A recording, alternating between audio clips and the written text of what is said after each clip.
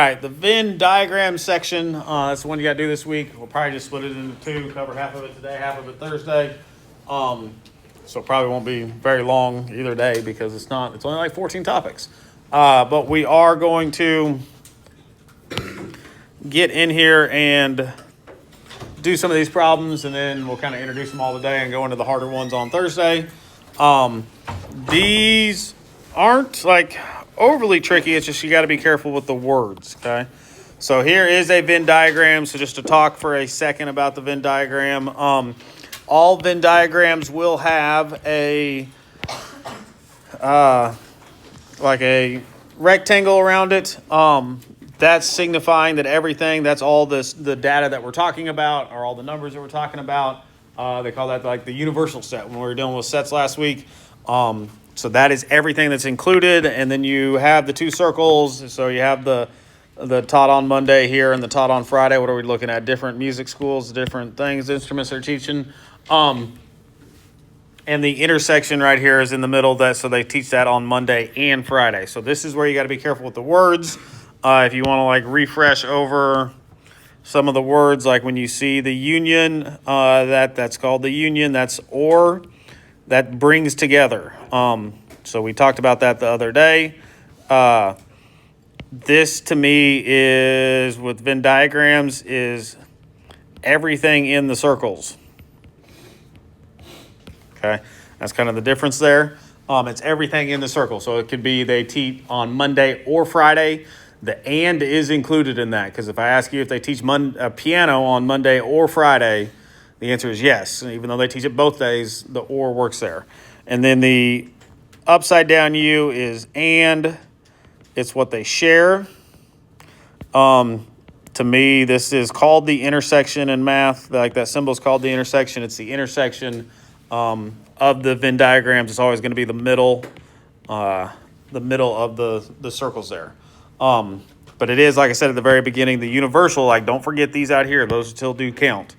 So on this, you do just have to be careful of the wording of the questions, but it's not too bad. All right, so how many instruments are taught on Monday? So if I look at the Monday circle, everything is Monday. The piano is taught on Monday, so it is 4. How many instruments are taught on Monday or Friday? And it kind of helps you there and says or both. That is everything in the circles.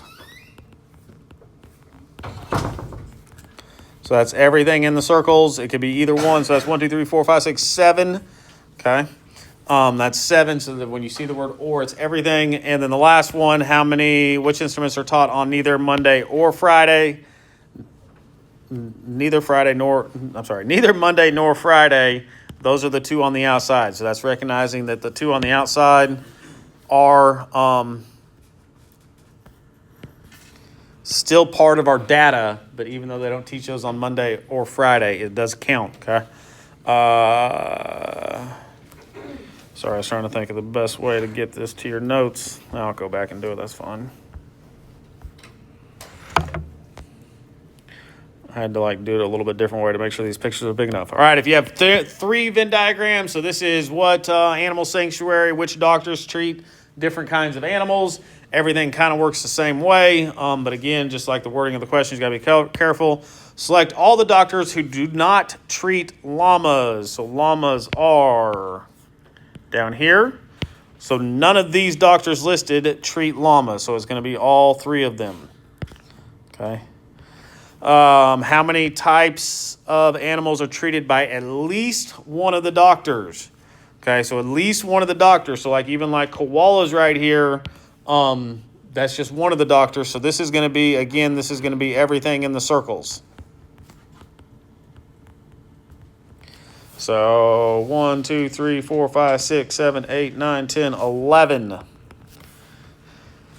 And then which type of animals are treated only by Dr. Simmons? So the word only here is your key word here.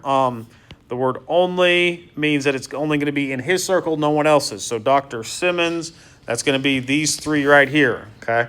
You do not count the goats, snakes, dogs, iguanas, elks, because those are treated by other doctors as well. So identifying those small keywords, the or, the and, the only, at least one, is the hard part of these, but they shouldn't be too bad. Rabbits, cats, and birds. All right, so last time we talked about cardinality. So remember cardinalities are the number of, the number of data. Here it's college radio station surveyed 390 incoming freshmen. So instead of listing their names in the circles like the previous two did, they just count how many students like jazz, how many like rap, how many like both, how many like neither, okay?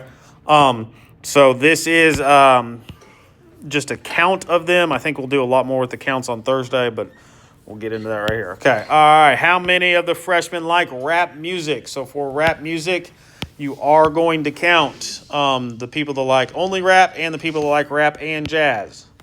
And just kind of think about, okay, if I ask these people if they like rap, they're going to say yes, they like rap and jazz. So they're going to say both. So this would be 67 plus 89 would be what, 156?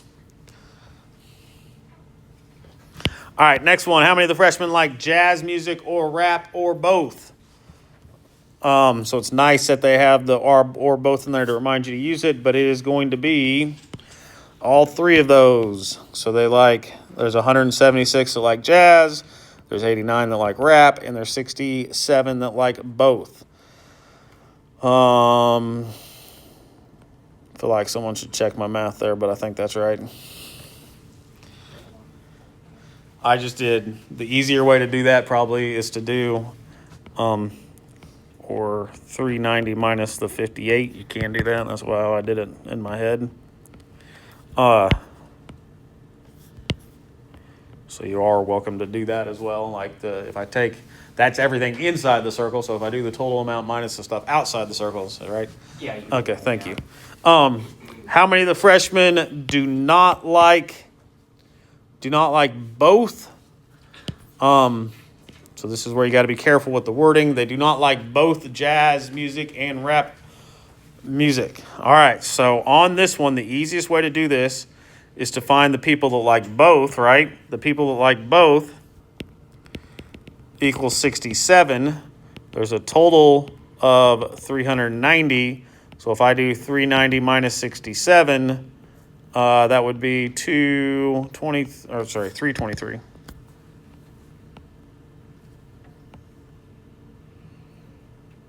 And that would be my answer, okay? The other way to do that would be to how many do not like both. It would be 176 plus 89. But the problem is when you do that, sometimes you forget to add. You also have to add the 58, okay? So just be careful with the words on these. They shouldn't be too bad, but just watch out for those little words that they change on you. On the different ones. Let me go double check my notes here, make sure I'm doing, oh no, I got to go to constructing, okay. Yes? Why is it 67 into the middle?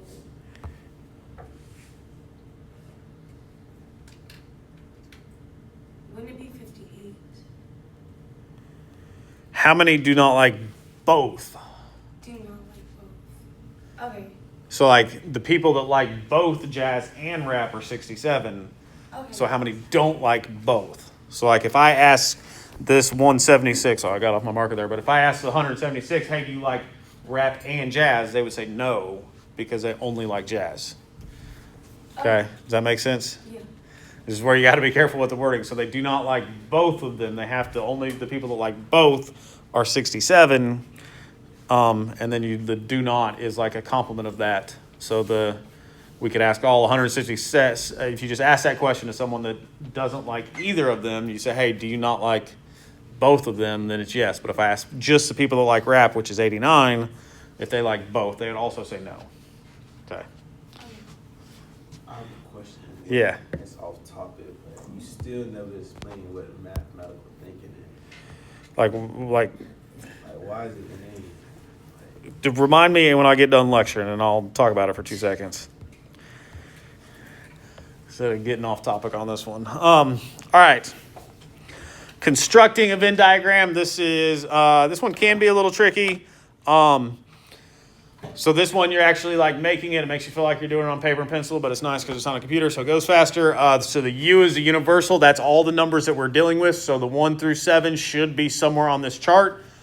The thing that gets tricky with this is you have different shapes. So you've got like the Venn diagrams we've been looking at with the intersection, but what happens if they don't share anything? Well, then I don't need to draw that intersection and leave it empty. I should just draw two circles. It's called mutually exclusive, like they do not intersect. Or what happens if it's all inclusive? What happens if all my y is actually inside of x? Okay, so you got to like figure out which one, or opposite x inside of y. So you got to figure out which one is the best way to do it. The way to do this is to just leave it on this one and try to fill it out, and then you can kind of see from there. So we'll do a couple different ones of these to make sure we get it. All right, so what I do to make sure I do all these is I just start in X and start doing it. So 2 is just in X. Okay, 3 is in both of them. 4 is just in X. 5 is just in X. 7 is in both of them. All right. The 1 and 6. Oh, wait, let's go do Y. 1 is just in Y. And then 6 is not in either of them, so I put it on the outside. Okay. So this one turns out normal. We have something in every location. We have it in only X. We have it in X and Y, and we have it in only Y. Okay, so I would use that one right there. Let me screenshot that real quick.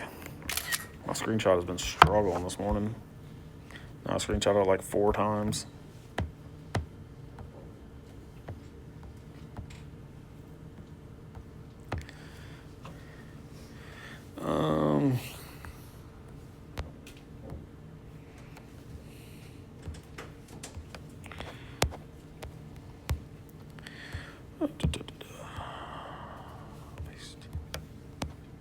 Okay, let me pull up a different one to see if I can generate one that I want to do.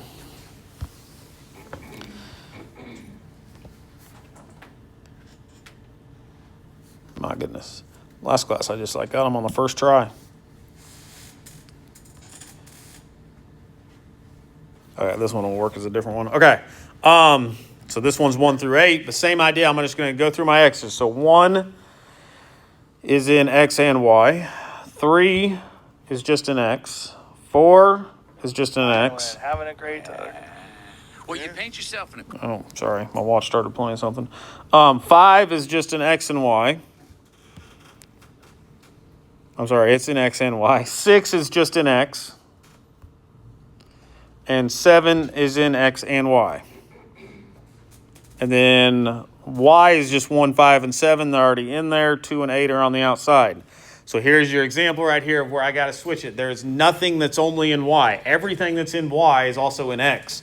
So I'm going to switch it to this one. Be careful switching it because it will send them back if you click the wrong one.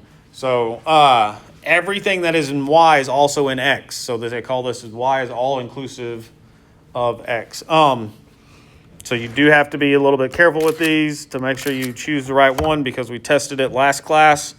And it will count it wrong if you pick the wrong shape. So if there is a blank space in the original one, then you want to make sure to switch the shape of it to make it correct. I might try to do one more if I can find it real quick. If I don't find it, that's fine.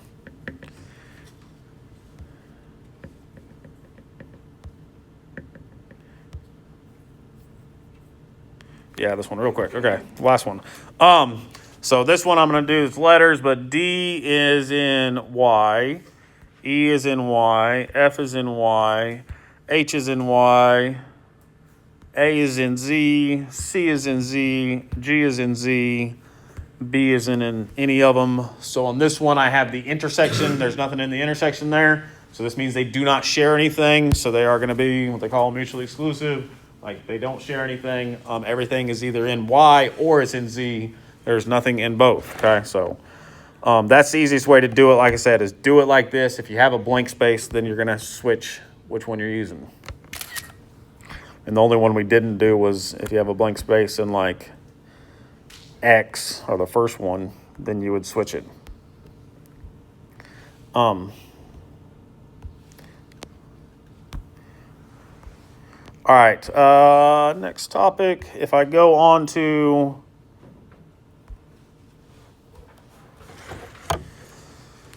3, to me, 3's a little bit trickier, like putting the numbers in, but it's easier because you don't have to change the shape and different things like that. So do kind of the same thing. My universal is A through I.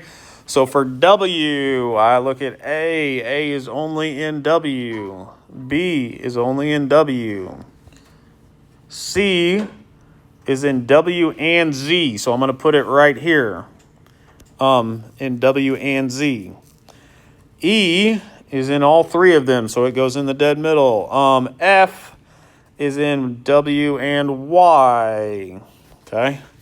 And now I go to Y. D is in Z and Y. Y and Z, right? E we already did. F we already did. H is only in Y. And then C, D, E, I. So I is only in Z. And G was not in any of mine. Okay. So you just kind of got to go set by set and go through those. Like I said, I feel like this one's a little confusing because you got more circles, but the very, very middle is in all 3. And then the just outside of that is if it's in 2 of them. But you don't have to like change the shape on this because on these, it's okay if you have blank ones because not always there's an overlap.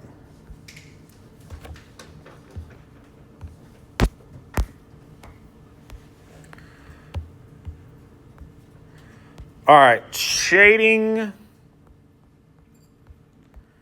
That's fine. Shading is probably one of the harder things to do in here. I think we'll try to do the easier ones today. We'll definitely do this on today and Thursday. So you have the different symbols here. So the first one is A or B. What you're really doing here is you're saying you got to take these piece by piece. When they get harder, you want to be able to look at the left side, look at the right side, or look in the parentheses, kind of do it piece by piece, and then put it all together. So A, if I shade A, that's A. Okay. And then if I shade B, just kind of doing the left side and the right side, that's B. But I want or. Okay, so this right here means or. So this is everything in the circles. It brings together.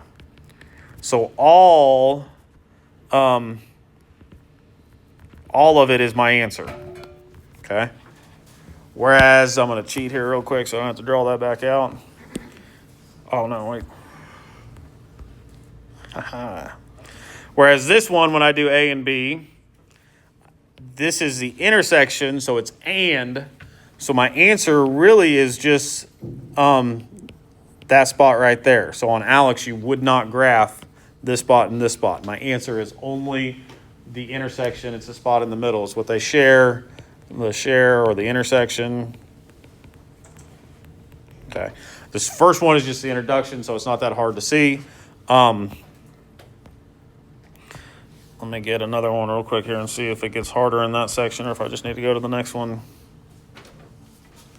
We can do this one real quick. So B union D, we already did that, so we can skip that. That's fine. That was just this, and this, right? B not. Remember the apostrophe means the complement. So this is everything not in B. So if I'm not in B, that would be here and here. Okay? So it's everything outside of B. That one shouldn't be that bad. But when we combine some of these, it get a little bit tougher. So this is B not. B not. So they call that the complement. But in circles, it's everything not in B.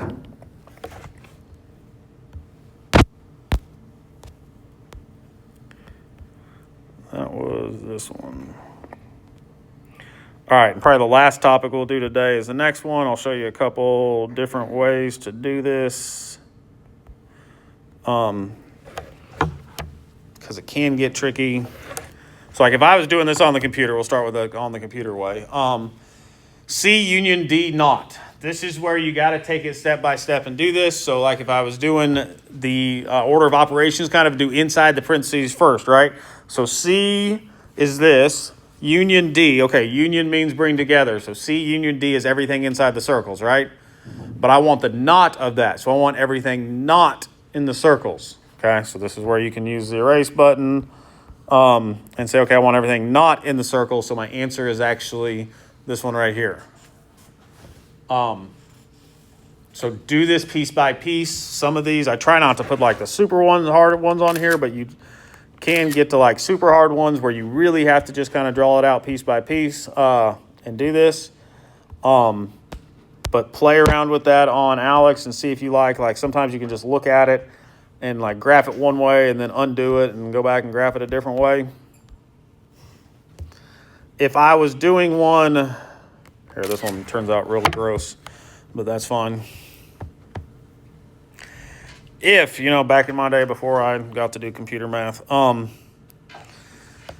if I had to do this by paper, what I would do is B naught. B naught is like this, all right? It's everything outside of B. Okay, so that's B naught. D naught would be everything outside of D. So what I would do is if I was doing this by hand, I would draw the lines the opposite way to know like they're different. That I'm looking at a different one. Okay, so I know, like I said, it doesn't look as good as on a computer, right? But this is just if you're doing it by hand. All right, so now what do we have? We have the and. We have the and. So this is the intersection. So now I've drawn my lines different ways. I want the intersection of the different lines. So if I look here, there's only one line, right? There's no lines here, and there's only one line here. So this is where the lines are crossing would be my answer. It is everything outside on the outside of these, okay? So just outside the circle. So you were looking at the intersection. You can kind of tell the intersections if you draw the lines different ways, if you don't have a bunch of colors or whatever, like I have up here. That is a way to do it by hand. Let's generate one more and see if I get something crazy here. B naught's not bad. A naught intersects B naught. We just did that. C union D, we've done that one. Did that one. I haven't done this one. I think it's probably easier to do this. All right, so B intersects C. So you'll start to see B intersects C, and maybe you can skip this part right here, but B is this, C is this. So what do they share? Well, they share the middle, right? That's the B intersects C. So I'm doing inside the parentheses first, but I want the not of that. So I want everything besides the intersection. So what I actually want is this and this and this, okay? I want everything besides the intersection. So whatever helps you do that. Like I said, I kind of just play around and do the different, I'm probably more like y'all, even though I didn't get a chance when I was in college to use the computer math, or not very much at least. I would only use the computer. I probably wouldn't write anything down either. I'm not recommending that. It's highly helpful to write stuff down. So that's what I would do is like play around with that and do like draw it and erase it and kind of remember what it looked like and different things like that. So that is half